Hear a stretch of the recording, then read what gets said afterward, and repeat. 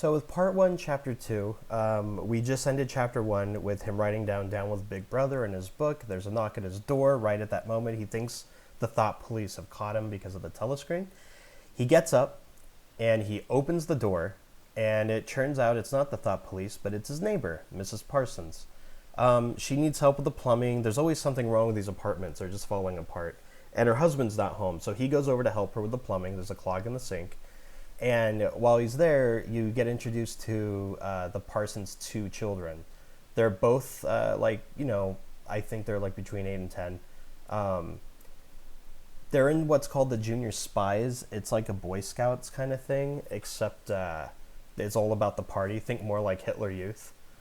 The kids, they start accusing him of a thought crime. What they do at these Junior Spies things is they basically train the children to monitor adults to make sure that the adults are not being disloyal to the party.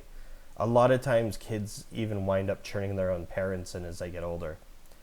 Mrs. Parsons, like herself, she seems kind of afraid of her children.